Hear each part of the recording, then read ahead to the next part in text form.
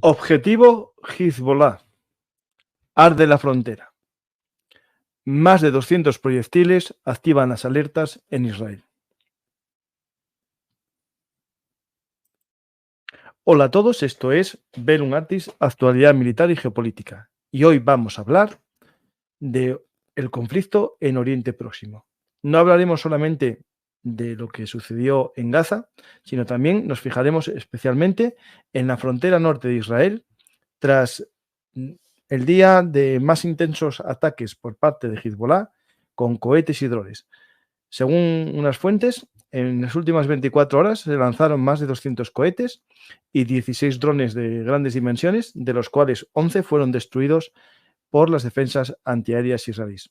El resto cayeron en descampados, pero también en varias viviendas, provocando incendios, como veremos, y también algún herido leve en una vivienda israelí.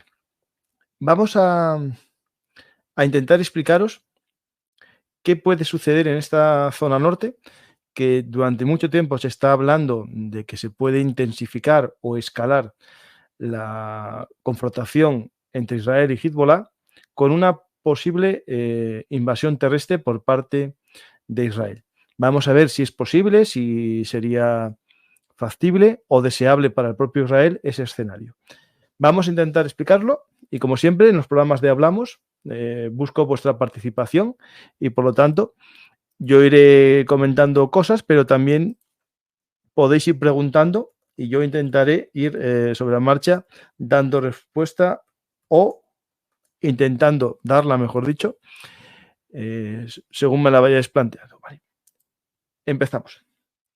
La idea de hoy es explicaros qué está sucediendo en los últimos días en esta zona fronteriza. Para ello vamos a ver este mapa de FIRS, que es un mapa de huellas de incendios forestales en el mundo vía satélite. Se pueden ver los distintos incendios que hay en el mundo. En el caso de conflictos militares nos pueden servir para ver también combates y bombardeos y, bueno, y para otro tipo de elementos, ¿no? Que en plenos desiertos haya incendios, se puede plantear por algo tan sencillo como el típico sistema, ¿no?, de incendio y empleado para volver a cultivar sobre la propia tierra, ¿no? Pero bueno, nos vamos a esta zona, que es la zona norte de Israel, y podéis fijaros que aunque hay pequeños incendios por la zona sur, no en Gaza, en la franja de Gaza, no hay como tal ningún gran foco. Es que estos mapas me están liando aquí. En Gaza no se ve ningún incendio, por tanto, es que hoy no hubo ninguna operación de bombardeo israelí, o por lo menos el bombardeo no produjo incendio. Pudo haber una explosión, un incendio leve y se haya apagado, pero a día de hoy no quedan huellas en las últimas 24 horas de ningún tipo de incendio en Gaza. Eso implica que no hay una gran actividad militar en la zona. Esto que acabo de deciros de una escasa actividad militar tiene que ver con el escenario que se está produciendo en Gaza, un escenario de continuación de las conversaciones de paz por presión de Estados Unidos.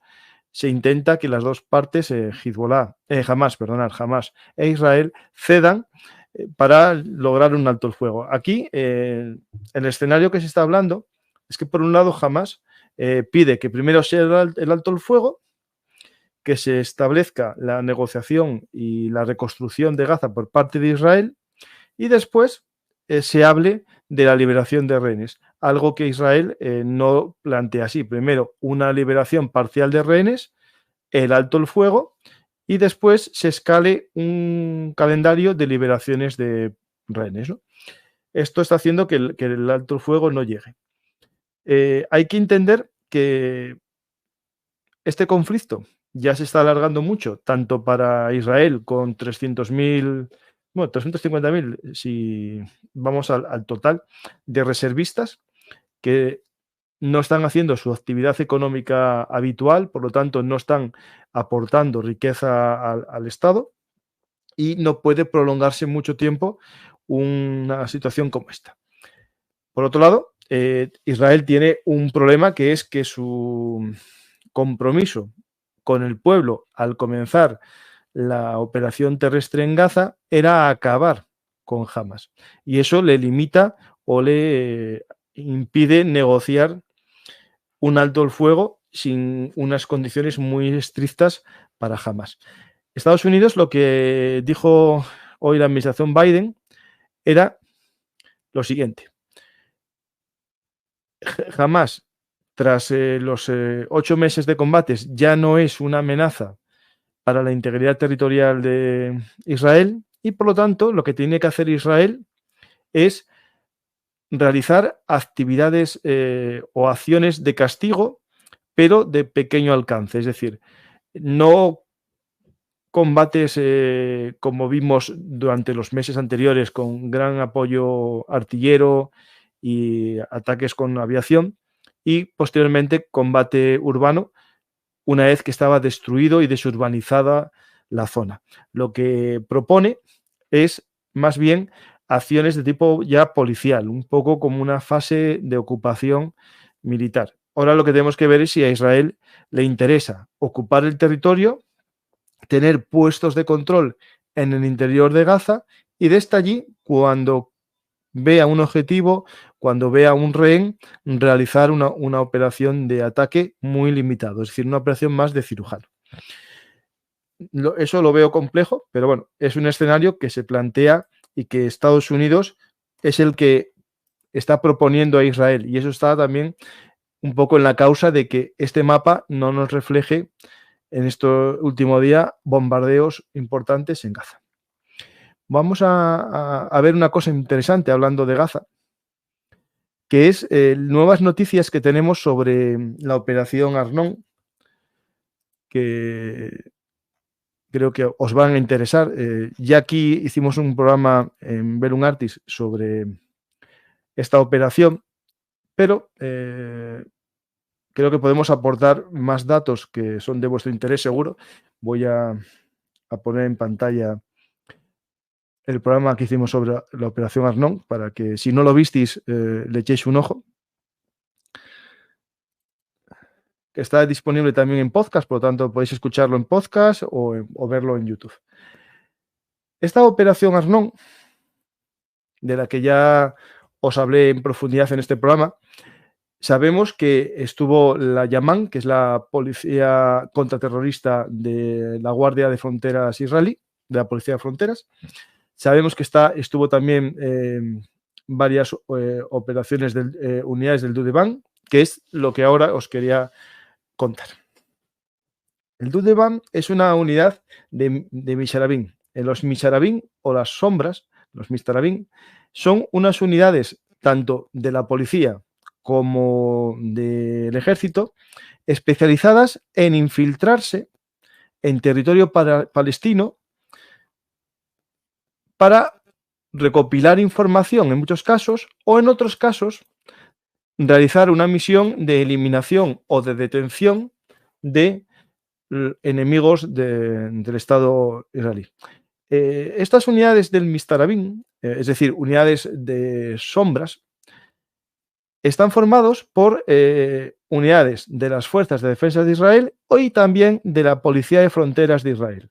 Por un lado, en Gaza operaban, hasta los acuerdos de Oslo, la unidad 367, Sinsom, que esa dejó de operar, pero ocupa, digamos, su lugar, ¿no?, dentro del ejército, una unidad que sí que operaba en Cisjordania y sigue operando allí, pero también vimos que opera en Gaza, que es la unidad Dubdeban, unidad 217. Por otro lado, la Policía de Fronteras, la unidad Llamas, que no tenemos que confundir con la unidad Yamán, es una unidad también de acciones encubiertas, ¿vale?, que está vinculada, esta unidad Llamas, a el Shin Bet.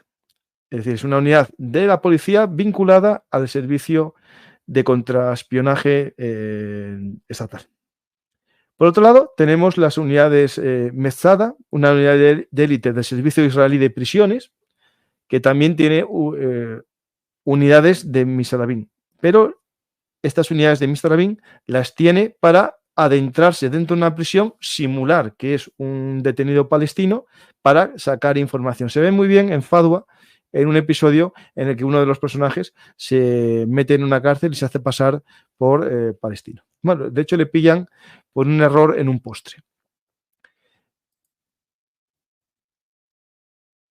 Aparte de estos Mistarabim, que serían los más habituales, está los Sayaret Saket, y que también estaba encubierta en Gaza en los años 70, que ya no existe, pero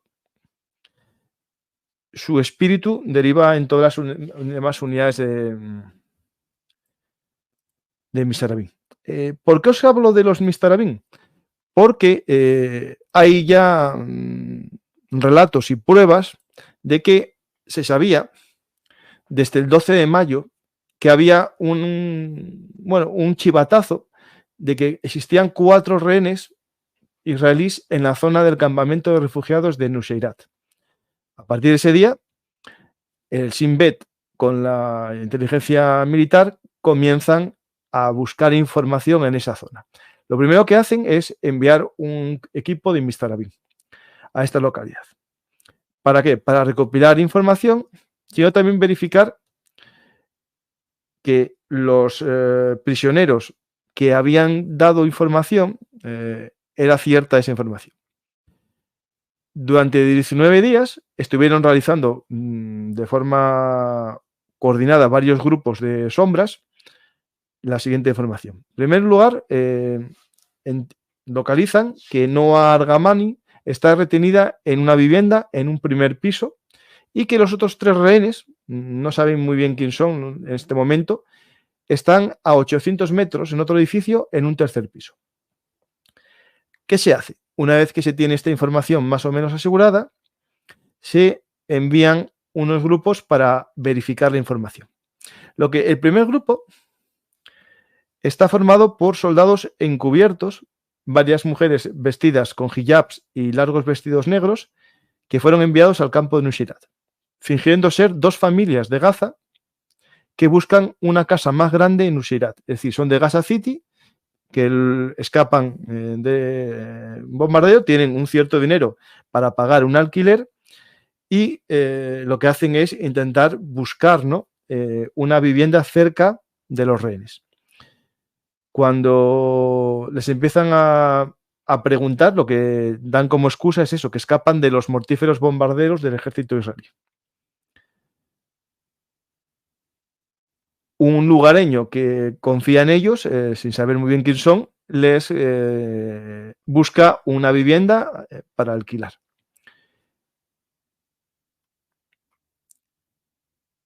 Muy cerca de la casa de donde vivía Al-Gamani. Más tarde,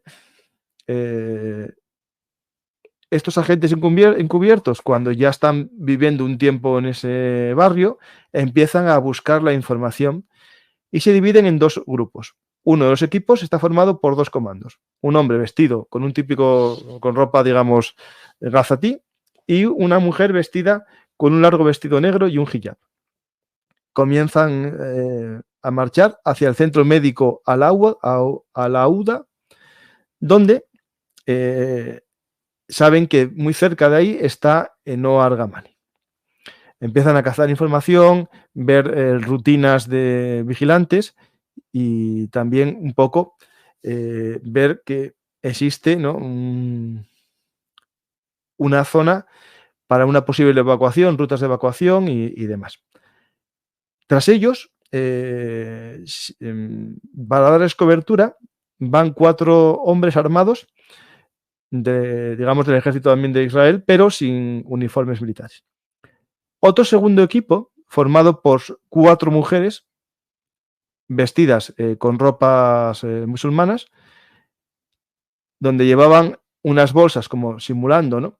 Que venían del mercado con comida, también caminando en 2 parejas, porque siempre las mujeres musulmanas en esta zona, como en muchos países árabes, no pueden andar solas por la calle. Y entonces, para pasar más desapercibidas, van en parejas de 2 mujeres. Es decir, con una carabina, como se decía antiguamente en la España cañí. Pues estas 2 mujeres, estas 2 parejas de 2 mujeres cada una, se dedican a simular que salen del mercado para ver también qué hay en la casa de los 3 rehenes. Una vez que tienen toda la información, que saben que están en el tercero piso de una vivienda, dan la orden y entran 28 combatientes del Yamán y también los Sayaret 13 que se dedican a intentar sacar a la chica, ¿vale? Los Yamán van al objetivo de los 3 hombres y el Sayaret 13 se dedica al rescate de las mujeres.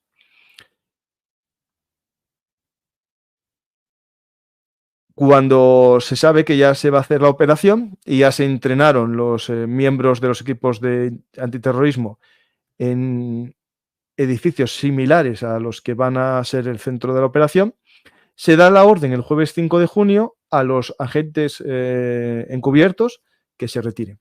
Salen de la zona y comienza la operación de rescate. Hacia las 11 de la mañana, como ya se sabe que está limpia, que mediante drones y aviones no hay demasiados enemigos extra de los que ya se sabían en la zona, y se da la orden de entrar. Se entra en vehículos civiles, en unos camiones que ya os enseñé la foto en el programa anterior. Se entra en el rescate. ¿Qué sucede? Que cuando entran en la vivienda del periodista de Al Jazeera llamada...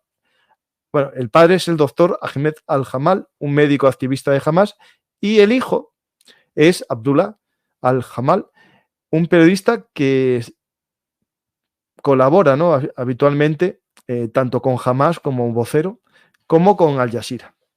Entran en su casa y en ese edificio no contaban con tanta resistencia, ya que había en ese bloque unos 30 miembros de Hamas, que son los que comienzan ese tiroteo que se escucha en los vídeos. Entran los miembros del Yamán por la puerta, el primero que entra, siguiendo la rutina del ejército israelí, que es su costumbre y su lema. Los oficiales van los primeros al grito de seguirme, nunca al grito de avanzar o vamos, ¿no?, como hacen otros países en el que el oficial se queda atrás y da la orden de avance. En el ejército israelí, una máxima que tienen es seguirme, y él es el que va el primero. Arnón Zamora va el primero, abre la puerta y fallece con una granada que lanzan los miembros de Hamas que están en el interior del edificio. Comienza un tiroteo, logran rescatar a los rehenes y, como ya os conté en el programa anterior, se evacúa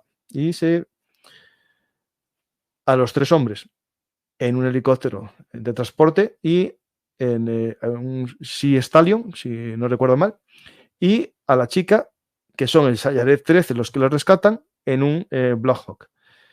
Y eso es lo que sabíamos ya, que os expliqué en el otro programa. Ahora nos vamos a ir... bueno, voy a ver si hago una pregunta sobre esto que estamos hablando.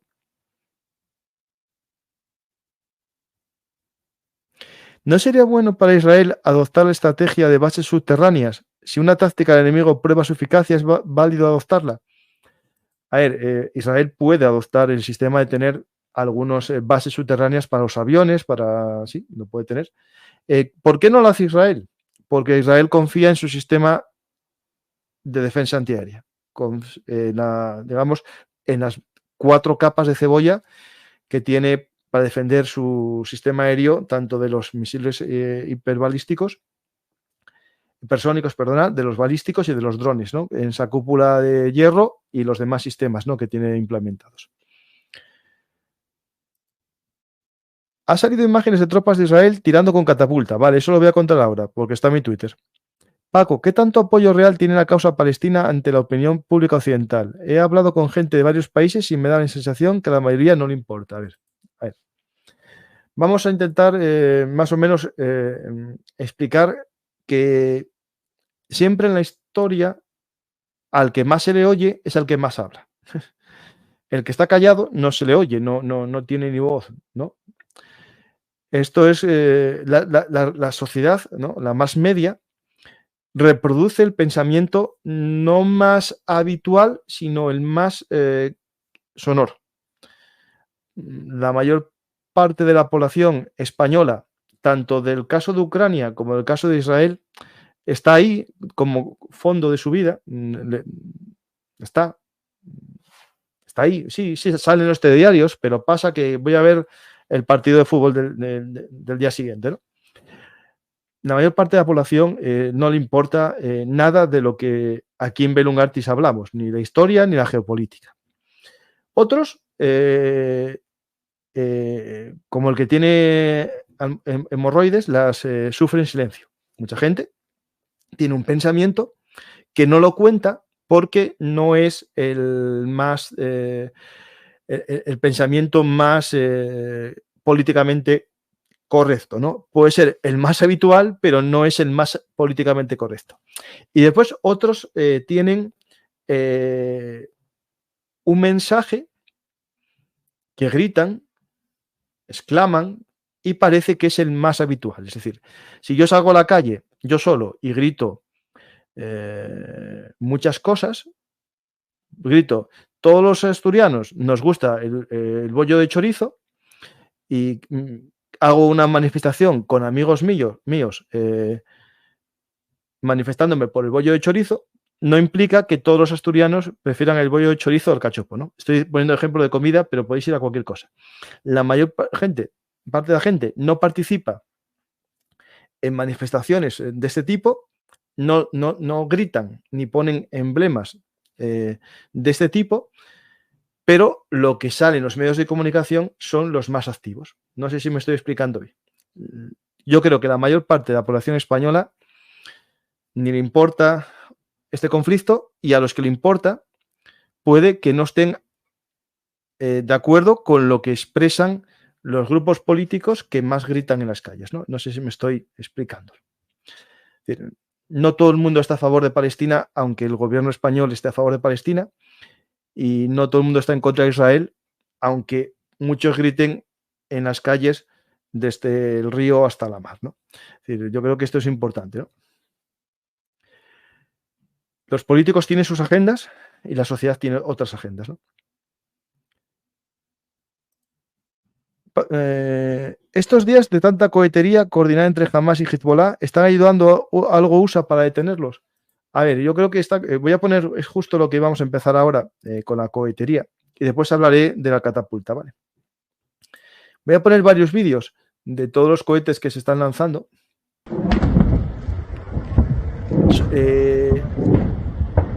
Hoy se lanzaron 200 cohetes, estas últimas 24 horas. 200 cohetes, que son muchos, pero claro, comparado con los 4.000 que se lanzaron el 7 de octubre por parte de Hamas, parece muy inferior.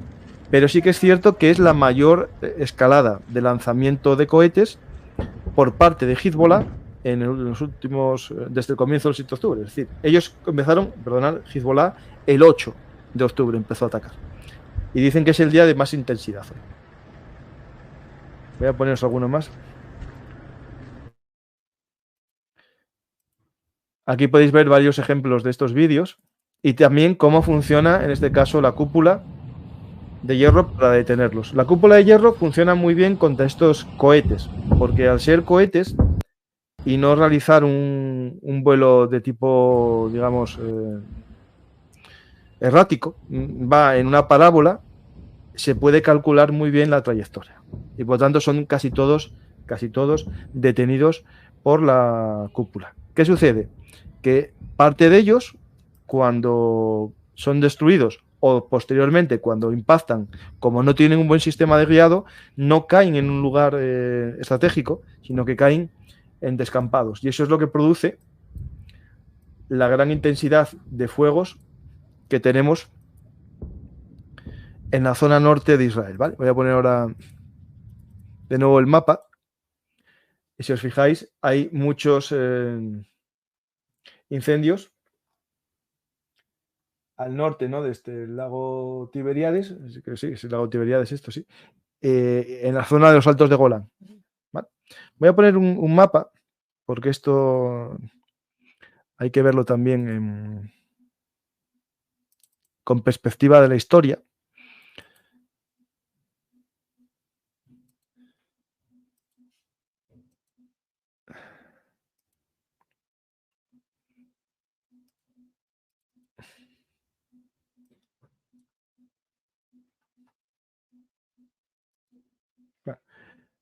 A ver si tenemos aquí. Bueno, aquí tenemos la zona que os estaba mostrando antes. Es esta zona del lago Tiberíades que veis aquí, más o menos donde están produciendo todos los incendios. Y esto se produce en la zona que dividimos en dos partes, ¿vale? La zona fronteriza, que es la antigua zona de seguridad del Líbano, que es la que os voy a explicar ahora. Esto es una zona que Israel ocupó durante un tiempo, que os voy a explicar después que ya no es así del todo. Y lo que sí está ocupado por Israel desde la guerra de los 6 días es esta zona de la meseta del Golán. Esa es la zona donde están cayendo los misiles. Y ahora voy a poneros un mapa, un segundito.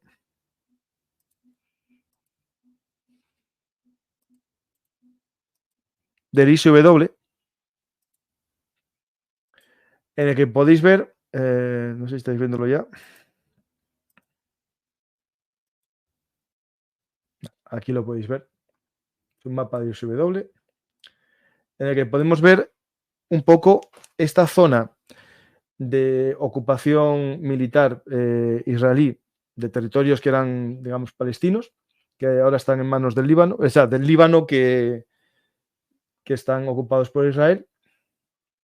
Y podéis ver el impacto de morteros por un lado y también por explosiones.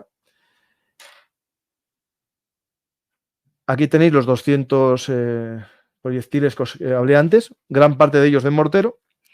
Los de mayor dimensión pueden ser destruidos, creo que por la cúpula, me parece. Y eso produce incendios. ¿Vale? ¿Qué pasa? Que estos incendios se producen también por parte de Israel.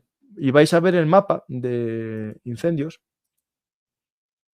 como en el lado libanés también encontramos incendios, ¿vale? Podéis ver aquí incendios en la zona libanesa. ¿Vale? ¿Por qué se produce esto? Aquí hay la primera explicación, parte de los cohetes fallan y caen en cualquier sitio porque no son muy precisos, pero también por un contrafuego que está realizando Israel. Israel está sufriendo muchos incendios forestales. Se sabe que el incendio forestal puede ser empleado por Hezbollah para dañar una posición israelí y los israelíes hacen un contrafuego. Para ello, al parecer, como no tenían permiso del ejército para hacer fuego artillero, algunas unidades están optando por limpiar el alrededor de su posición y hacer una zona de tiro, usar métodos muy improvisados y a la vez muy históricos, que os van a gustar a los seguidores de Belum Artis.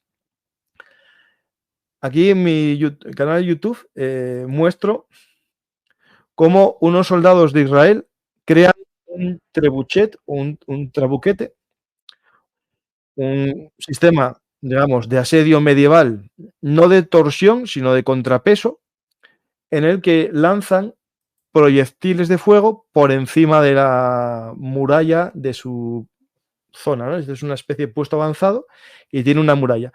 ¿Para qué hacen esto? Lo primero, para evitar que un fuego producido por los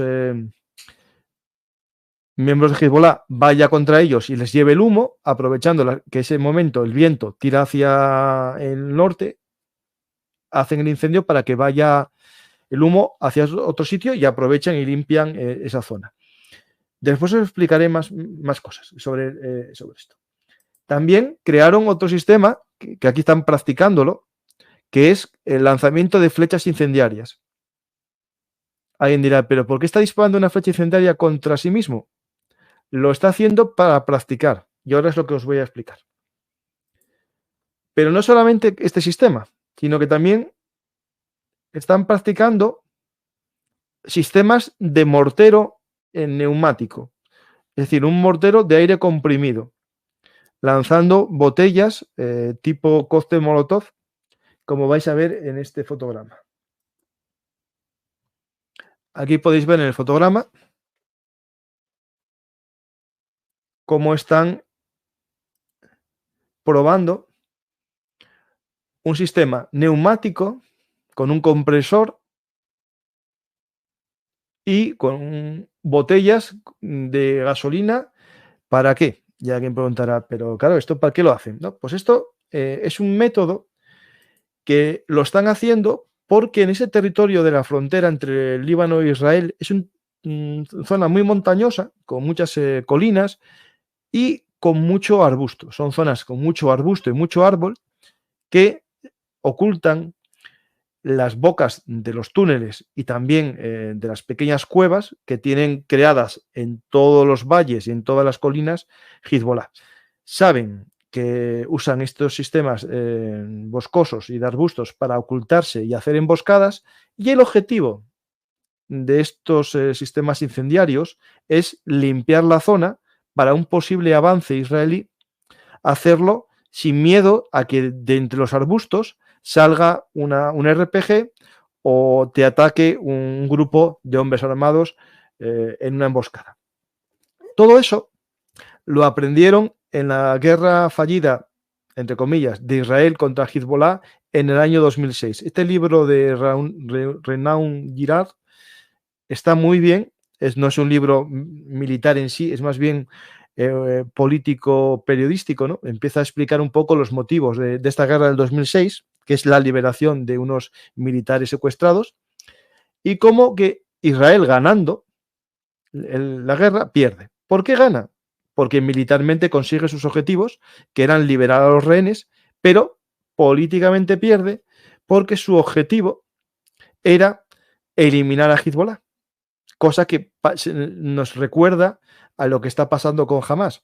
Pudo lograr un gran objetivo militar, destruir la infraestructura, destruir al grupo, pero no destruirlo completamente. Y por tanto su objetivo político se ve muy poco, digamos, logrado, ¿no? Por eso puedes ganar una guerra y fallarla. Pero de esta guerra, que os explicaré alguna cosa más, hay una reflexión que me parece muy interesante, que es lo siguiente.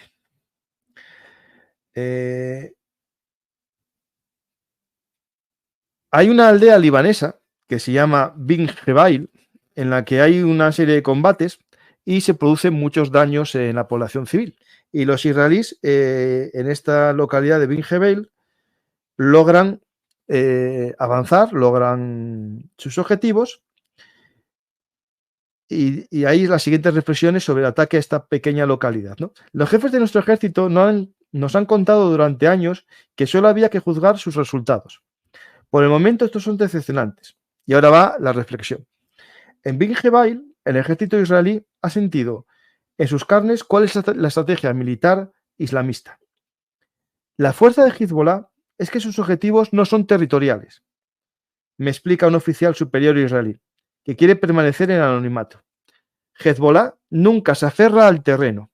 Su objetivo no es defender a cualquier precio una porción cualquiera de territorio libanés. Su objetivo es matar al mayor número de soldados israelíes para hacer crecer su prestigio en el seno del mundo islámico. Por eso es fundamental mantener su movilidad, atacando siempre allí donde menos se lo espere. Y ahora empieza a hablarnos sobre sus emboscadas. Sus emboscadas siempre son preparadas con la máxima Sus emboscadas siempre son preparadas con la máxima meticulosidad. Ya está la acampada del día. El esquema clásico es el siguiente. Se traba combate con una unidad israelí y se la inmoviliza hasta que ésta solicita refuerzos mecanizados. Mientras tanto, los milicianos de Hezbollah han balizado y minado todas las vías de acceso. Entonces, los blindados que llegan en refuerzo son destruidos por minas accionadas a distancia y camufladas bajo la calzada, o por misiles guiados por hilo de tipo Saher, disparados desde las viviendas. Otro factor que explica los éxitos militares de Hezbollah al empezar la tercera semana de guerra del 2006 es que sus combatientes, que conocen el terreno palmo a palmo, vaguada a vaguada, y que preparan desde hace 6 años, están enardecidos por el entusiasmo que han provocado en ellos sus oficiales y las calles, ¿no?, de los países árabes. Frente a ellos, los jóvenes soldados israelíes de la unidad de élite implicadas en los combates, los paracaidistas de la brigada Golani, tienen una escasa experiencia militar, adquirida en los esporádicos combates en la franja de Gaza. Lo que habla aquí, que en el 2006, en el ataque a Hezbollah, los soldados israelíes ya no estaban acostumbrados a un combate, digamos, regular, sino solamente acciones policiales en los campos de refugiados, o los campos palestinos. Por lo tanto, no estaban acostumbrados a un combate real. Ahora estamos viendo que Israel, tras más o menos ir ocupando territorio en Gaza, está derivando unidades del sur hacia el norte. ¿Para qué? Para llevar a unidades fogueadas ya en combate a los posibles combates que se esperen en la zona libanesa. Aparte, está realizando entrenamientos constantes en combate en zona montañosa y en pequeñas aldeas. Voy a poneros un vídeo que estuvo moviendo estos días Israel de una operación de entrenamiento de la cuarta y la 226 brigada. ¿Vale? Están, como podéis ver, no ocultan el lugar, es un escenario idéntico al de la frontera sur del Líbano. Si os podéis fijar, zona montañosa con mucha vegetación en la que se mezclan árboles, pero también mucho arbusto. Por eso están quemando los arbustos cercanos a las bases y veremos a lo mejor que comienza a haber incendios de mayor alcance. Por eso, si os fijáis, lo que os estaba mostrando de morteros neumáticos para ir usándolos en el avance que tengan las unidades. No quieren usar, como algunos me decía, productos químicos, ¿no? Como los herbicidas y esos que usaba Estados Unidos, para evitar ser acusados de usar productos químicos. Lo que van a usar es algo tan tradicional como el fuego lanzado de cualquier manera, ¿no? Y bueno, lo que estamos viendo aquí es el entrenamiento de estas unidades a nivel tanto táctico como estratégico o operacional, ¿vale? ¿Cuál es el objetivo? ¿O realmente quiere Israel ocupar el sur del Líbano? Vale, aquí tenemos un escenario histórico que después os explicaré que puede ser no muy real o muy posible. Nos vamos a la historia y os voy a poner otro hilo de Twitter porque así me sirve a mí para estructurar también el programa. El que no conozca el Twitter de Bellum Artis, le invito a que lo busque. Quería hablaros del río Litani, lo busco aquí porque me saldrá aquí más fácil.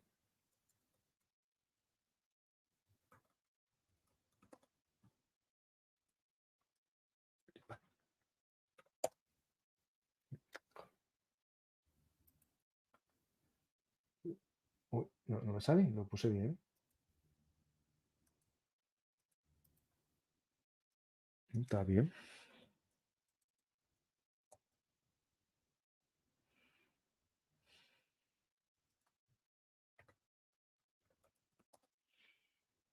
Aquí está. Vale.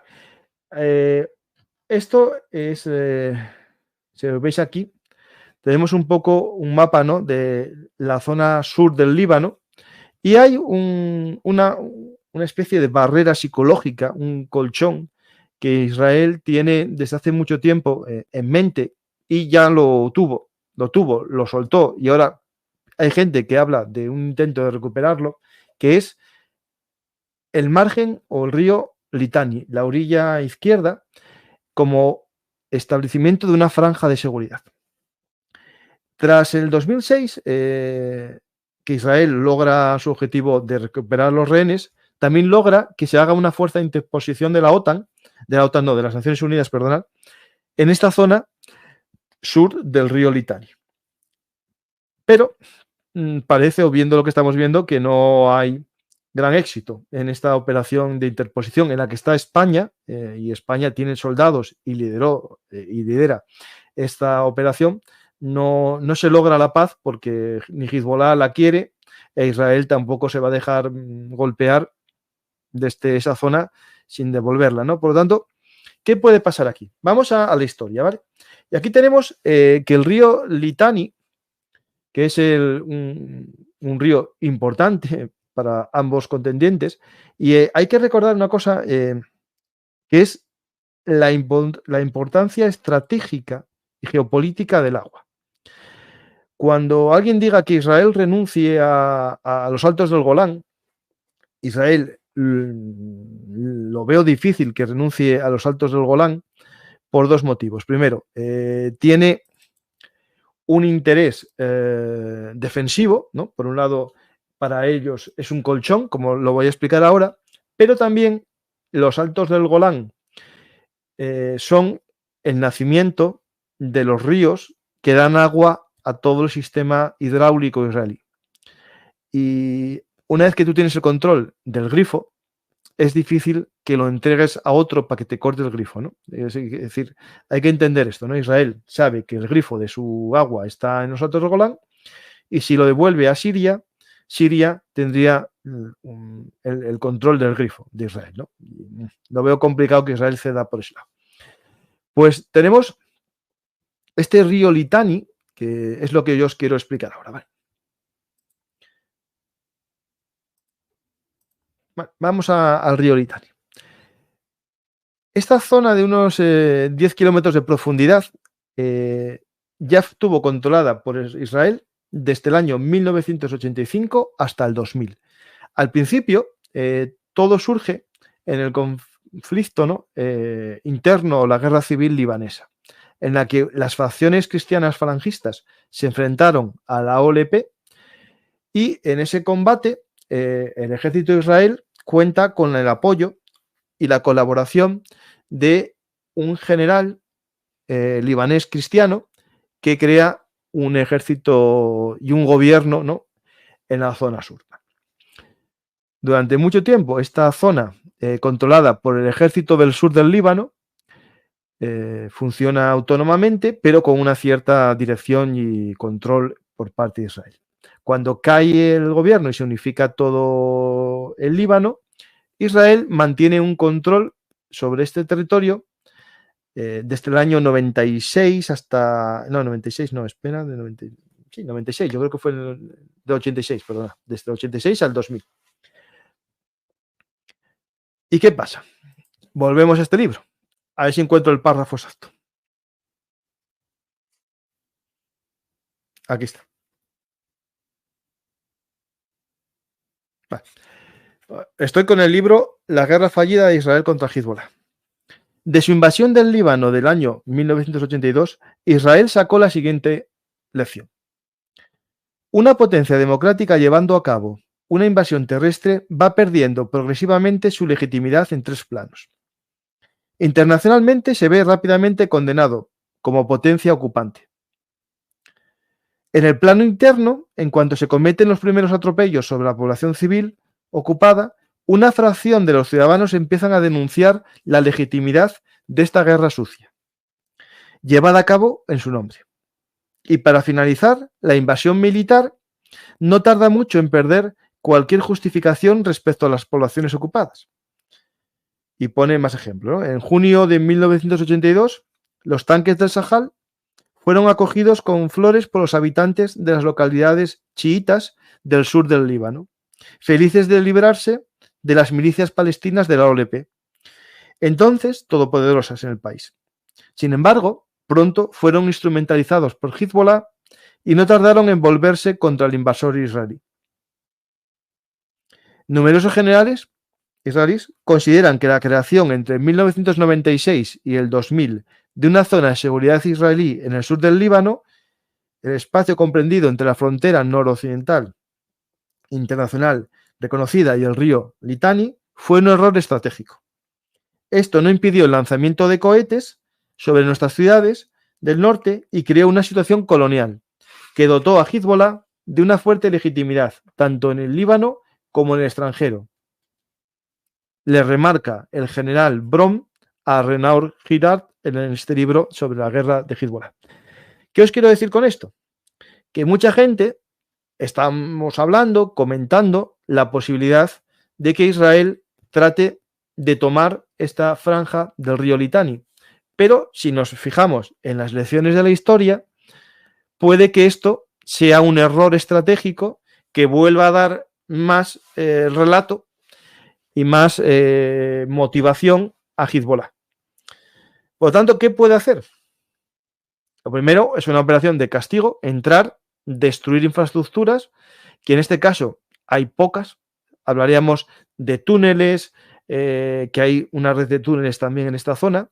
La gran diferencia de la red de túneles de Hezbollah a la de Hamas es que es menor, son más profundos, porque se escarban en piedra caliza y en piedra arenisca, pero no es arena como estamos hablando en la zona de Gaza, y existen. Algunos de ellos penetran por debajo de la frontera para hacer un ataque, que es lo que Israel se teme, y por eso no descarta ocupar territorio, que es la llamada Operación Jericó, que aquí en Belum Artis hice un vídeo un día, que no sé si visteis, que se llama Operación Red One, Fuerza Red One, perdonad. Os la pongo el vídeo para que lo veáis.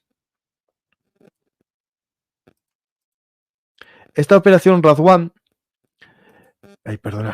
esta unidad Radwan, la unidad Radwan es una unidad de Hezbollah, es la unidad de élite del ejército chiita del Líbano, de las milicias, del grupo, de la organización, que tiene una estructura más militarizada. Está formada por soldados muy entrenados con una misión, que es atacar la frontera israelí, tirar el muro que existe, o pasar por debajo en unos túneles, atacar las aldeas y los puestos militares del norte y tomar rehenes. Todo eso en una acción conjunta con ataques con cohetes, ataques con drones y insertaros. Eso se le llama la Operación Jericó, que la tenéis aquí en Belum Artis. Esa Operación Jericó, si os fijáis, coincide al 100% con lo que hizo Hamas el 7 de octubre. Pero Hezbollah no lo hizo todavía. Israel lo sabe y lo que está haciendo es ir acabando con la vida de los jefes de esta unidad Radwan. Acabó con gran parte de ellos y cada vez que alguien sucede el cargo, los liquida. Por lo tanto, Israel lo que está haciendo en este momento es, en primer lugar, evitar un ataque posible de Hezbollah con sus unidades Radwan. Y lo que se tiene que plantear es el escenario. ¿Qué hacer ahora? ¿Ataco? ¿Entro? ¿Ataco y salgo? ¿O entro y me quedo? ¿No? En el 2006, el objetivo fue entrar al río, hasta el río Litani, y ahí abrirse, es decir, penetrar en varias columnas, llegar al río y desde el río abrirse hacia atrás e ir embolsando todos los puestos de Hezbollah que encontrasen en esa zona sur del río Litani, pero no con el objetivo de quedarse, ¿vale? Sino solamente destruir. ¿Cuál va a ser el objetivo que nos planteemos a corto plazo este verano? Lo más seguro. Pues Israel tiene que decidir qué hacer.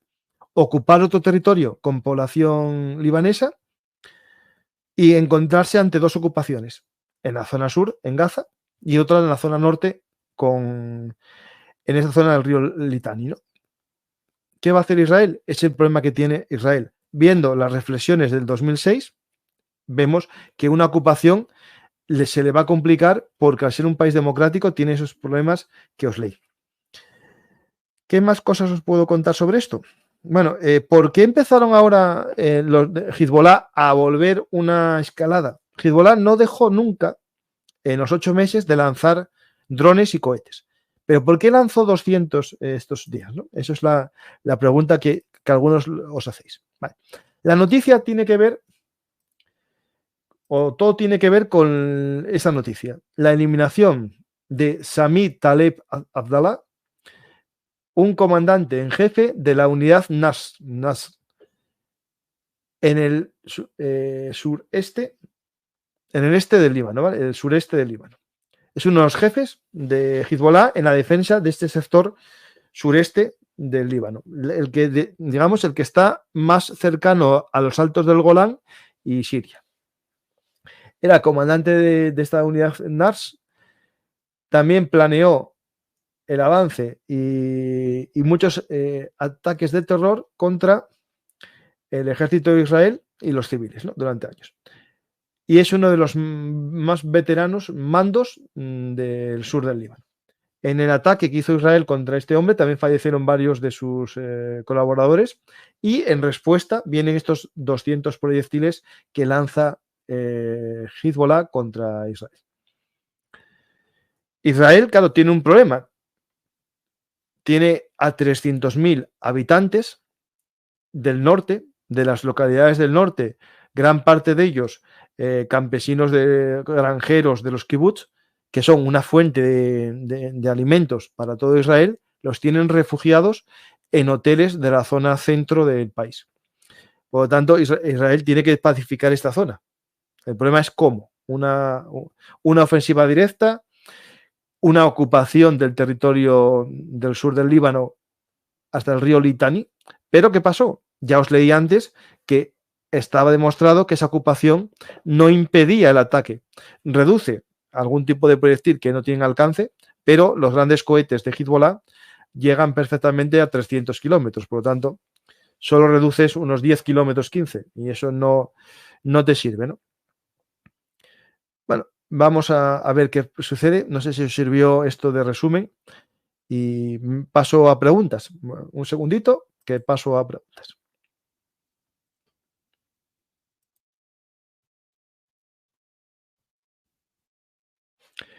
Paco, no, Campa, perdona. Tengo la percepción que esta estrategia de los islamistas es a largo plazo, quizás sobrevenida por las circunstancias y las situaciones políticas de terceros, ya que si es premeditada, desde el principio es como lidiar con mal auténtico. Bueno, entiendo que lo que quieres decir es que Hezbollah está atacando por algo, ¿no? Porque se haya activado algo, ¿vale? No porque lo tenga planeado. A ver, os lo explico en el vídeo sobre Radwan, que os invito a ver si no lo visteis, que Hezbollah ya tiene planeado desde hace mucho la llamada Operación Jericó. Esa Operación Jericó consiste en atacar el norte de Israel, pero nunca para ocuparlo, sino para secuestrar gente y llevársela, militares y civiles, ¿vale? Esa Operación Jericó la pudo hacer perfectamente Hezbollah antes. ¿Por qué no la hizo? Porque no estaba preparada o no veía el momento. Desde mi punto de vista, jamás lo hizo por su cuenta, copió el plan y la idea, la hizo él, y Hezbollah no la hace. ¿Por qué? Porque sabe que no está preparado para ese tipo de ataque. O las consecuencias de ese ataque serían muy grandes. Entonces, ¿qué hace Hezbollah? Se une a la fiesta de Hamas, pero deja bien claro que no es la misma fiesta. De hecho, Hezbollah dijo ya en varios comunicados que su guerra contra Israel comienza el 8 de octubre, no el 7. Para decir que es otra guerra distinta, que están comunicadas, si queremos decir, pero no es la misma fiesta. Eso también separa o quiere alejar a Irán del comienzo del ataque de Hamas. Como que Irán no es el que dio la orden, pero no está en contra, claro, porque una vez que comienza esto, ¿cómo explicarlo de una manera? Una vez que el 7 de octubre sucede,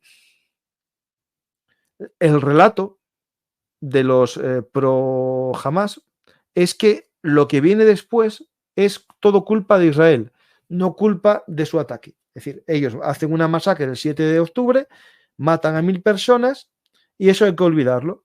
Y lo que viene después es todo culpa de Israel. Y Irán, en su relato, es que él está actuando en defensa de los palestinos atacados por Israel a partir del 7 de octubre. Claro, esto es un poco extraño todo lo que estamos hablando, ¿no? Pero bueno, cada uno tiene su relato. Recuerdo que entre Hezbollah e Israel están tropas españolas, cierto, sí, sí, hay una base española. ¿Qué pasaría si se lía en el norte? Pues nada, seguirán esos cuarteles como están. Ellos están todo el día en los cuarteles. No creo que salgan nada a día de hoy. Y yo me planteo qué sentido tiene que haya una unidad de interposición de la ONU allí, que no está haciendo absolutamente nada. Porque Hezbollah, en teoría, según la resolución, espera, la ciento, espera,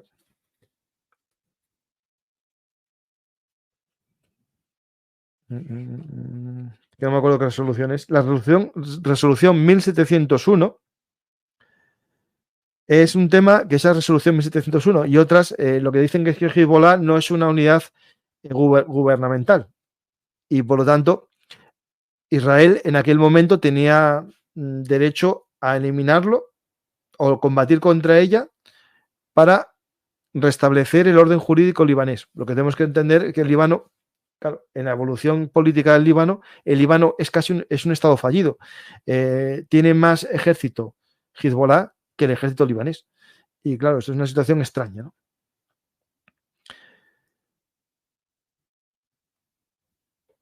Vamos a las preguntas. Muchas gracias, Forisnofis, por tu suscripción en Prime. Muchas gracias.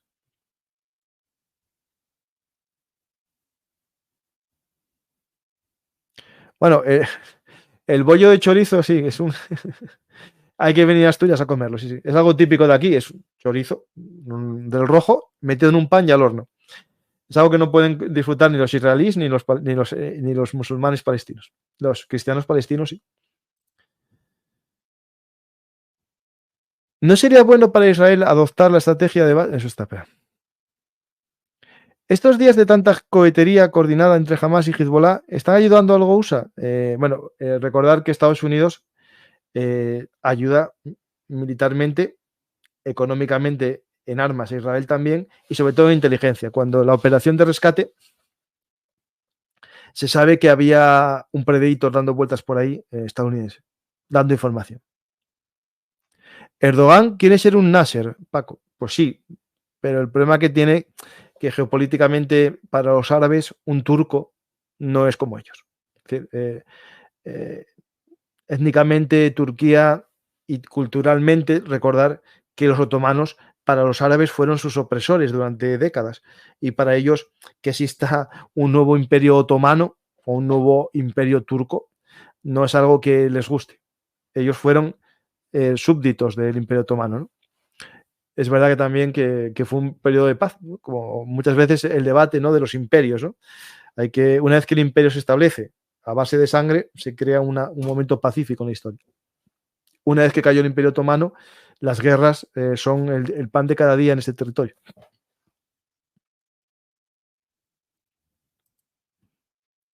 Paco, sugiero a Israel comenzar con túneles propios de operación de su sistema de defensa. Se sale si los túneles se hacen con máquinas o es a mano. Hay de las dos modas, hay de las dos formas. Hay tuneladoras en ambos opciones. En el Líbano hay tuneladoras y en Gaza, en el vídeo más visto de Belum Artis, que es de túneles, el túnel de Gaza,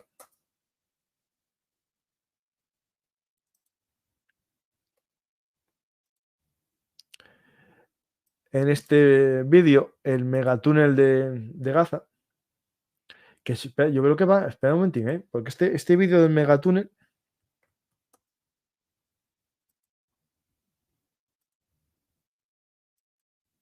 un segundo,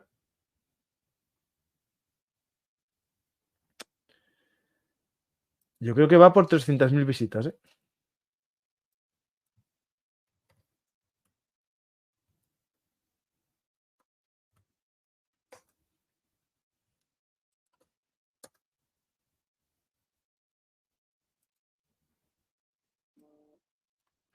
Mira, 280.000 visualizaciones tiene. Oh, 300.000. Es el vídeo más visto, lo que demuestra que si no salgo yo, la gente le gustan más los programas. Pero lo que os quiero mostrar aquí, este es uno de los mayores túneles que se encontraron en Gaza. Y si os fijáis, va a haber una tuneladora por aquí, se ve. Mira, aquí está. Aquí tenéis la tuneladora. Es decir, en Gaza se usan tuneladoras caseras creadas por ellos. Aquí tenéis una, como el sistema de cuchillas.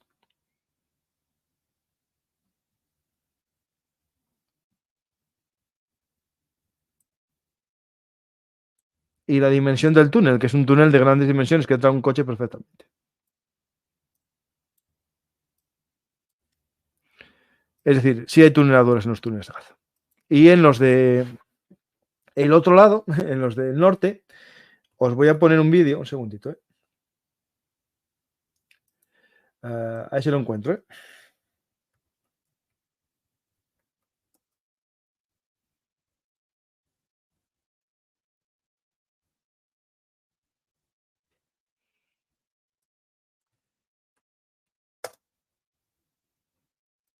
Un segundo.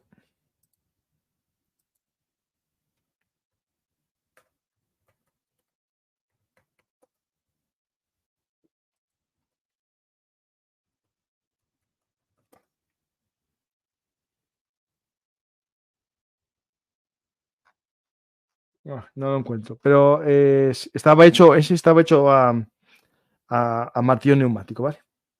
Se veía claramente un segundito. Si no os importa, lo busco porque seguro que os va a gustar.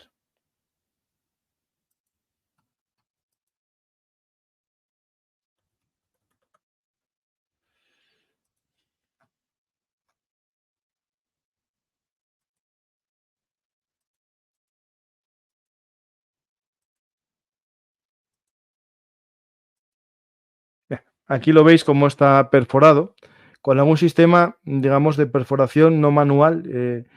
Mira, aquí yo no soy ingeniero de caminos, pero aquí usaron algún tipo de perforadora tipo, no sé, extraña, porque lo que saca son como círculos, fijaros, mira, saca círculos que coinciden con las marcas que tiene aquí la caliza esta o el mármol, no sé exactamente qué tipo de piedra es, pero mira, fijaros aquí cómo saca un cilindro, una especie de tubo, ¿no? Por tanto, tiene algún sistema mecánico de perforación.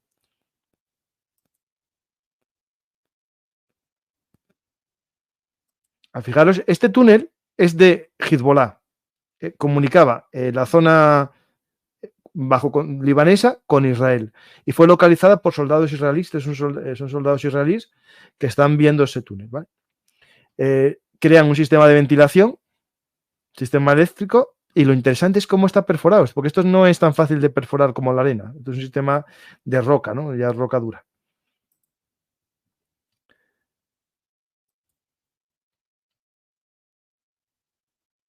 ¿Podría aparecer un grupo proxy pro-israelí en las afueras de las fronteras y costas iraníes que usen las mismas estrategias que usan los grupos Ham y Hezb, protagonistas por alguien o país desconocido? Sí, sí. Yo si fuese Israel financiaría grupos como hace el otro contra mí. Y de hecho yo creo que lo hace, ¿vale? A grupos, sí, seguro. Como en Siria se sabe que se hizo, no te digo yo que no. Pero tampoco le interesa mucho ahora mismo Irán, está a sus cosas. Es cierto que hay una noticia que no os conté, que os la leo, es que hoy empieza a ver la noticia, ¿no?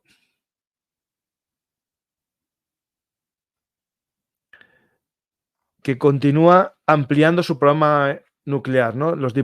Hay unos diplomáticos que dijeron a Reuters que Irán está instalando nuevas centrifugadoras en sus instalaciones nucleares en Natanz y Fordow, aumentando la capacidad iraní para enriquecer uranio. Los diplomáticos señalaron que la represalia iraní a la censura de la Junta de Gobernadores de la OIEA no es tan grande como muchos habían temido. Este informe llega en medio de otros indicios de que Irán avanza en su programa nuclear. Las reservas iraníes de uranio enriquecido al 60% aumentan más del 15% de febrero a mayo del 2024, según la Organización Internacional OIEA, lo que eleva las reservas alrededor de 6.000 kilos. Sí. Teherán ha tratado por separado de adquirir materiales en Níger para su programa nuclear en los últimos meses. Irán y Níger comenzaron a negociar a finales de 2023 para intercambiar drones y misiles tierra-aire iraníes por 300 toneladas de torta amarilla de uranio de Níger. Acordaros que Níger era el proveedor de uranio para Francia y desde los golpes de Estado prorrusos, Francia perdió sus intereses allí, ¿no? Y ahora están buscando el mercado iraní, ¿no? Por lo tanto, lo que sucede en el Sahel tiene mucha importancia para la seguridad mundial. No solamente la europea como algunos pretendíamos ver. Más cosas. Acordaros que no os hablé, no sé si hice un programa en el que os comenté lo que pasó con Raisi, que había rumores internos que Raisi no lo querían presentar como candidato para las siguientes elecciones. Sabéis que hay una especie de consejo de la revolución, que es el que hay 80 expertos que son los que dan el visto bueno a los candidatos y no lo tenían a él ya como posible candidato para presidente. Y se habla de la posible vuelta de Ahmadinejad con el apoyo de parte de este Consejo de Sabios Islámicos, ¿no? Y aquí es lo que más o menos os voy a leer ahora, ratifica esto que os puse en Twitter ya hace 2 semanas. Los iraníes de la línea dura están debatiendo y negociando entre ellos para unir a su facción detrás de un único candidato en las elecciones presidenciales iraníes. A la facción les preocupa que los 5 candidatos de línea dura corran el riesgo de dividir el voto y, sin darse cuenta, favorezcan al único candidatario reformista, a Masoud Pezeshkian. Algunos partidarios de la línea dura están instando a Mohamed Bagher Khalifah o a Sajed Jalili a retirarse en apoyo del otro. Otros funcionarios y medios de comunicación de la línea dura están expresando su preocupación de que la facción esté demasiado dividida para ganar la carrera. Ali Reza Zakani, candidato de la línea dura y alcalde de la ciudad de Teherán, declaró el 13 de junio que los candidatos que están atrasados en las encuestas electorales deberían retirarse en favor del contendiente más popular. ¿Esto por qué es? Porque esto funciona como una especie de democracia autorizada, ¿no?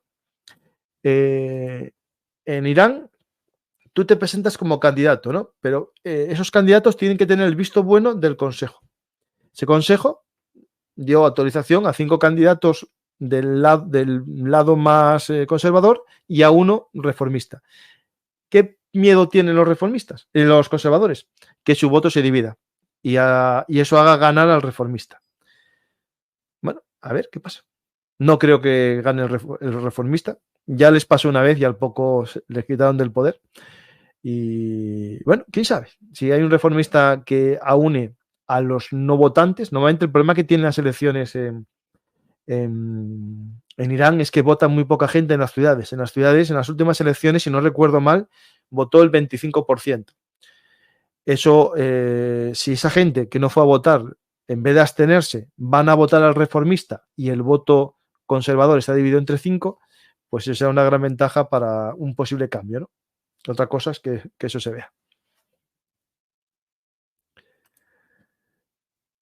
He leído y por aquí que en el Líbano se van a unir cristianos, drusos y árabes para luchar contra Hezbollah. ¿Eso es verdad? Bueno, a ver, sería algo que no estaría mal para acabar con Hezbollah, que para mí es un grupo terrorista radical manejado por Irán, y que para que el Líbano viviese una paz, ¿no? Una paz sin una presión de un grupo como ese, ¿no? Pero lo veo difícil, ¿eh? No, salvo que Israel les ayude. ¿De dónde salió ese vídeo de lanzapiedras? Me imagino que no es real. No, es real, es real. Es real como el tema, al parecer, lo que yo leí en la fuente que lo saqué en inglés, era que su jefe no les dejaba usar artillería para provocar los incendios. Entonces empezaron a generar distintas ideas. Y ahí apareció el mortero, apareció el arco, apareció el trebuchet o trabuquete. Es decir, no, es real, es real. Os lo pongo de nuevo, pues acaso alguien no se lo cree. Es real y no tiene ningún tipo de fake.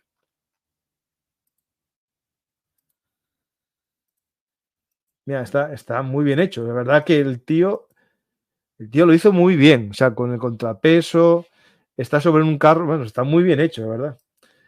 Esto tiene que verlo Rubén Sáez Abad y mi amigo Juan Molina, que son los responsables de Trebuchet Park, que os lo recomiendo ir. Es un parque en el castillo de Belmonte, en Cuenca. Es el único parque temático de asedio. Están todas las máquinas de asedio de la historia y la máxima atracción es un trebuchet. Os lo voy a poner. Un trebuchet mucho más grande que este. Y lo lanzan, ¿eh? Y tengo un vídeo yo aquí, espera, ¿eh?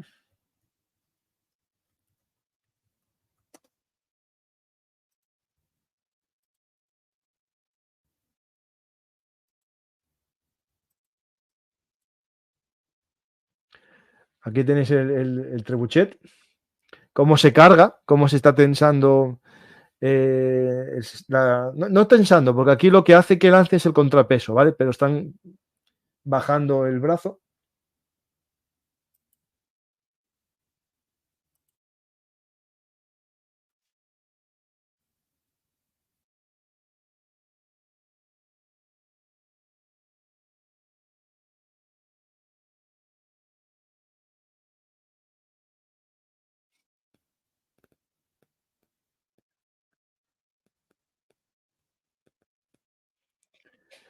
¡20 kilos de piedra!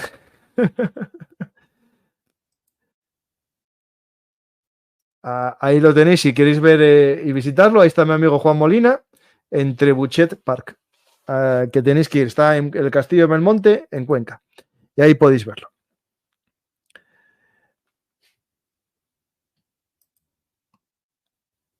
La FINUL desde 2006 tiene mandato del Consejo de Seguridad de ayudar al ejército del Líbano a evitar lo que está pasando. ¿Por qué ha fracasado? Porque no está haciendo su trabajo políticamente. Es decir, los políticos de la ONU no dejan hacer trabajo a la FINUL. No está, digamos, impidiendo que Hezbollah se apodere del territorio. El problema es que tenemos un país fallido, que es el Líbano. Y Hezbollah suplanta al ejército libanés en las funciones de defensa y tiene un sistema paralelo que fagocitó tanto en sistema impositivo, recaudación de impuestos, como en defensa y seguridad policial al Líbano, en esos territorios. Hay versiones de que el Líbano y los cristianos. Eso está feo. Si jamás Hezbollah o Irán tienen acceso a armas nucleares, las utilizarán contra Israel. A ver, yo tengo más miedo a unos locos que creen en la vida después de la muerte con 72 uríes que contra otros que quieren ir de fiesta al día siguiente con su familia o ir a un merendero a comer, ¿no? Es decir, si tú tienes unas personas que creen en que el martirio, ¿no? Como una posibilidad, es muy difícil no pensar que utilizarían un arma nuclear. Nadie usa armas nucleares contra otro país que tiene armas nucleares por la respuesta, salvo que tú busques el martirio. Y hablando con un amigo, bueno, de origen judío, no de religión, pero sí de origen, comentaba que le llamaba la atención o que él veía que lo que hacía imposible una paz es el martirio, ¿no? Ese pensamiento del martirio, porque rompe el pensamiento básico de la teoría de juegos, ¿no? Eso es cierto, cuando tú en una teoría de juegos o en el dilema del prisionero te da igual lo que pase porque a ti buscas la muerte, no hay posibilidad de una opción factible, porque por todas el otro va a ganar siempre, porque no le importa morir, ¿no? Y eso es un problema que nos planteamos ante este tipo de guerra contra fanáticos, ¿no? Que buscan, no sé, la vida después de la muerte, no sé, es un tema muy complejo. Y si aparecen hombrecillos verdes pro-israelíes dentro de sus fronteras oeste y norte, bueno, pues a ver, lo podría hacer perfectamente. Sería una guerra híbrida, ¿no? Una guerra en la zona gris. No, no, no, no, no, no, no, no, no, no. No, no, los palestinos no. Los palestinos no son fanáticos, son parte de los palestinos. Es decir, Hamás y los miembros más radicalizados de Hamás creen en el martirio y son felices cuando sus hijos mueren en un combate porque fueron mártires de la causa, ¿no? La OLP no fue, aunque tuvo algún caso de suicidio, la OLP no creía en el martirio como vía generalizada y eso les hacía que fuesen más racionales en sus acciones. Cuando tú crees en el martirio es más difícil y es parte de la población. No, no significa, o no quiero decir que dentro de 2 generaciones sean todos, porque el problema que estamos viendo en Palestina es el incremento de la radicalización de tipo religiosa, ¿no? Es decir, cada vez la versión laica de Al-Fatah desaparece por grupos tipo Hamas o ISIS o otros grupos radicales religiosos, ¿no? Y también, eso es cierto, y a la familia de los mártires les dan dinero, justo, sí, sí, sí. Sí. Les dan dinero y casa. Por eso Israel opta por la medida de volar las casas de los familiares de los que fueron mártires.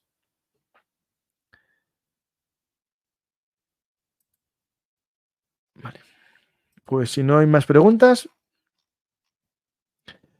venga, anda. Y en eso los judíos en producción. Ah, no, eso es entre ellos, no. Imágenes de los invernaderos e infraestructuras. Es otro argumento imaginario de los. Vale. Los invernaderos y eso, la mayor parte fueron creados en época israelí. Toda esa zona sur de Gaza eran de kibutz y fueron entregados por los colonos. Los tuvieron que abandonar dejando las plantaciones, ¿eh? Es verdad que después, con dinero de la UNRWA, se crearon también proyectos de invernaderos, pero es en Gaza, ¿eh? Bueno, a ver si hay alguna pregunta más.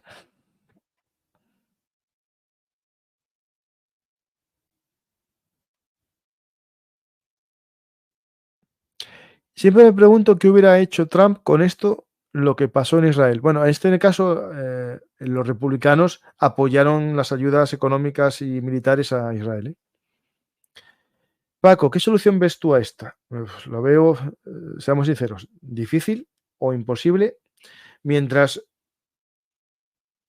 unos quieran el todo y los otros lo quieran todo. Es decir, el que tiene todo ocupado no quiera soltar nada y el que tiene su territorio ocupado lo quiera todo, recuperar todo.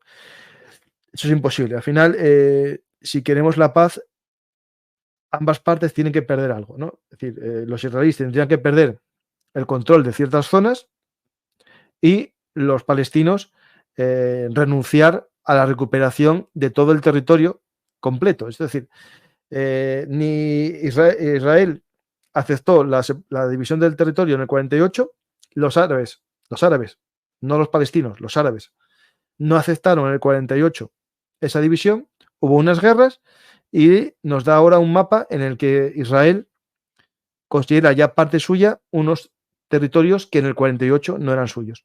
Y otros los tiene como ocupados. Eso lo sabemos todos, la diferencia entre el territorio ocupado y el territorio bajo control. Y ahí, para que haya paz, tendría que unos renunciar a partes del territorio y los palestinos a su deseo de recuperarlo todo. Y sobre todo, algo más importante, ciertos movimientos de expulsar al otro del territorio. Es decir, para que haya una paz, yo creo que la única forma que tiene que existir para que haya una paz es que aprendan a convivir en esta realidad. Es decir, palestinos viviendo en un territorio más pequeño de lo que ellos quieren y los israelíes también en un territorio más pequeño de lo que ellos quieren. Y es la única opción. Y mientras no haya ese pierdo los dos y los dos quieran ganar, o por lo menos los palestinos más radicalizados quieran recuperar todo lo que creen que es suyo, o saben, o quieren, o es suyo, no va a haber paz. Y claro, cuando alguien grita desde el río hasta la mar, todo es Palestina, eso lleva consigo que desaparezcan los israelíes. Y los israelíes, en respuesta, van a seguir luchando por no desaparecer. Y eso es, yo creo, que lo que más impide que haya paz. Que nadie se siente para perder. Y incluso en los proyectos de paz que hubo, en los que Israel cedía territorio, hubo gente que no quiso, por la parte israelí, que perdiesen, ni tampoco los palestinos aceptaron lo que les daban, porque les parecía poco, ¿no? Es un tema muy, muy difícil. Que invito a ver la serie que tengo sobre el conflicto árabe-israelí en Bellum Artis Historia. Entonces, ¿para la guerra de Ucrania la misma receta? No, es distinta. Yo creo que es muy distinto, porque Ucrania era un país al que el que le invade había reconocido el territorio. En este caso, eran dos territorios que no existía ningún país ahí, y la potencia descolonizadora y la ONU decidieron unas fronteras y no se respetaron. Es distinto, yo creo que es distinto, ¿eh? Aunque puedo entender que para alguno de vosotros sea lo mismo. Pero yo entiendo que Palestina tiene que existir como Estado, lo dejo bien claro, pero respetando la existencia del Estado de Israel.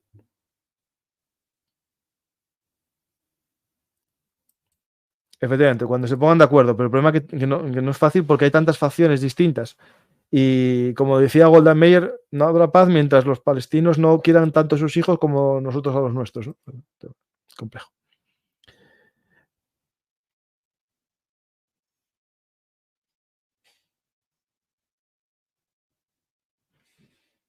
Pavo, te recomiendo que hables con el doctor Armando Alducín sobre Israel. Te va a sorprender lo que dice y es la verdad. Te dejo la idea. Buen directo. Pavo no, creo que se equivocó, será Paco. Bueno, no lo conozco, pero lo mismo. ¿Por qué es complejo? Bueno, pues te invito a conocer la historia del conflicto árabe-israelí. Que es decir, no es un tema de buenos y malos. El mundo no es maniqueo. Israel malo, Palestina buena. Es un tema muy complejo que llevaría horas y tengo en total, por ahora, en unas 10 horas de programa explicando el conflicto árabe-israelí. Os lo pongo.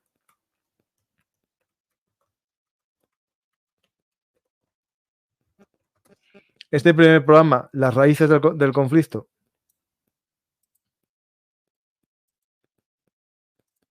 que por cierto, lo acabo de ver, ya van 80.000 visualizaciones, que va muy bien, con Carlos Canales, explica lo que pasó antes del año 48. Ahí tenéis 2 horas y media para entender el antes, y después tenemos 2 horas de cada guerra entre árabes e israelíes, ¿no? Digo árabes porque Palestina como tal, como concepto, empieza a surgir en los años 70, cuando aparece la OLP. ¿Vale? Bueno, Campa, eres un sionista. Bueno, anda, seré sionista cristiano porque no soy judío, pero bueno, bien.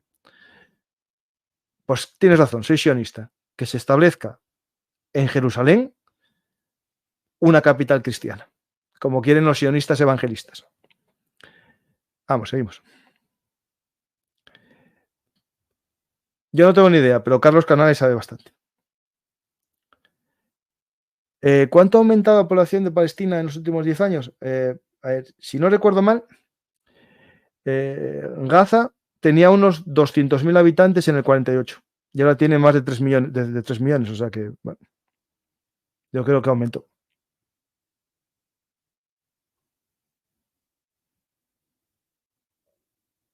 Sí, sí, sí, el movimiento sionista cristiano, os lo recomiendo ver. Es la explicación de por qué los trampistas y gran parte de los republicanos apoyan a los israelíes. Espera, os lo busco. Hay un libro que estuve a punto de invitar al autor. Eh, no lo leí, pero yo se me lo leo un día. A ver si lo encuentro.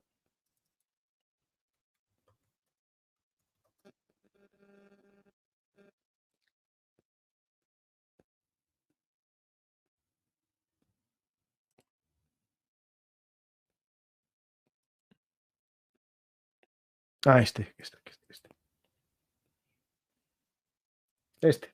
El movimiento cristiano sionista. Este.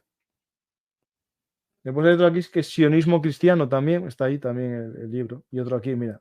Hombre, Podéis leer, que no está mal, no sienta mal al cuerpo, no es perjudicial leer. De vez en cuando, algunos, en vez de escribir tonterías, está bien que leamos algún libro. Yo, si queréis, pedidme alguno y os recomiendo de mi librería alguno de los libros.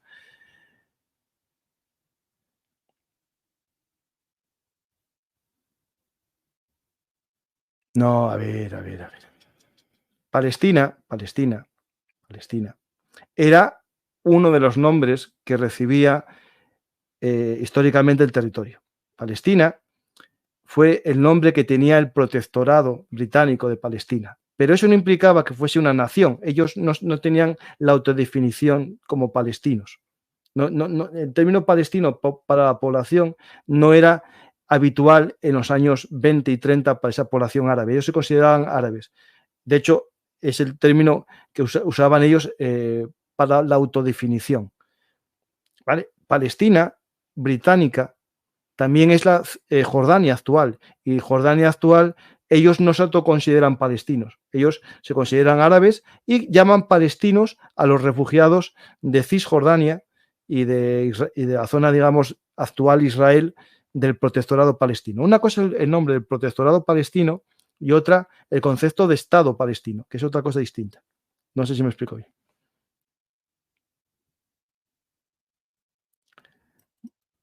Bueno, a ver, esto, por desgracia, esto que estás diciendo, no te digo que no pueda pasar, porque si tú tienes un porcentaje de la población muy alto con un deseo de autodeterminación, puede existir. De hecho, en Francia existe un concepto que es el independentismo islámico, creo que se llama, que es la posibilidad estratégica, ¿no? Está en el concepto futuro de escenarios políticos militares en Francia, que exista un movimiento independentista islámico, ¿no? De crear ciertos territorios dentro de Francia. Pero bueno, el escenario nos llevaría a otra cosa, sería poblacional y demografía, ¿no? Es decir, a ver, podría pasar, podría pasar. ¿El ejército israelí tiene números para invadir el sur del Líbano mientras desarrolla la ofensiva en Gaza? No, yo creo que ese es el tema, no tiene números suficientes. Por eso tiene que bajar el perfil de la invasión de Gaza, derivar divisiones para el norte y con eso hacer una operación a pequeña escala. No, el ejército israelí, a ver, el tema es, en un enfrentamiento directo gana Israel. El problema es que Hezbollah lo que va a hacer es una guerra de guerrillas en un territorio que tiene totalmente perforado y con posiciones muy bien, digamos, protegidas para emboscadas, ¿no? Es decir, no veo difícil.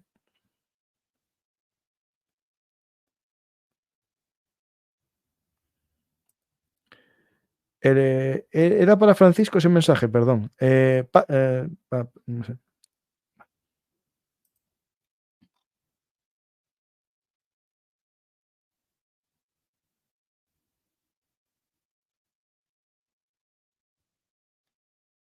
Bueno, pues no sé si finalizamos ya. No hay más preguntas, finalizamos. Voy a ver si hay alguna que no esté en preguntas.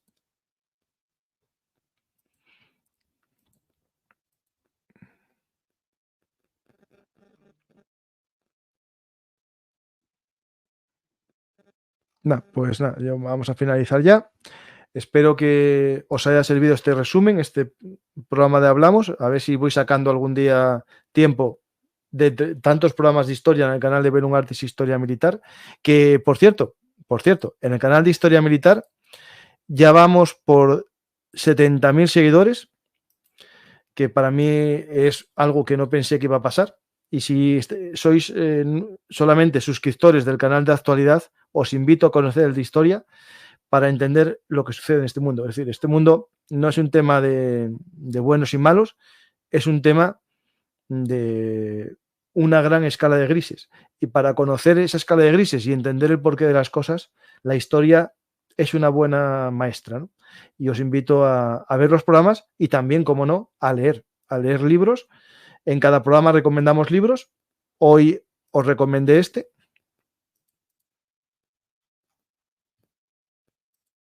este libro de Renaud Girard, La guerra fallida de Israel contra Hezbollah, porque alguno descubrió en por desgracia, 7 de octubre, descubrió Hezbollah, descubrió Hamas, y ya son expertos en insultar a la gente, pero ya desde el 2006 y antes se conocía todo esto, se hablaba, se estudiaba, y bueno, este libro del año justo 2007 ya lo cuenta. Por lo tanto, no hay nada nuevo en este mundo y todo lo explica la historia. Espero que os haya gustado el programa. Si es así, dar a me gusta, dejar un comentario y suscribiros al canal. Y hasta la próxima. Bueno, tienes razón esto, Javier, tienes razón. No solo leer historia, sino reflexionar y hablar sobre ella, que es como se aprende más, efectivamente. Reflexionar. Leer varias fuentes, sacar vuestras conclusiones también. Y nada, hasta la próxima.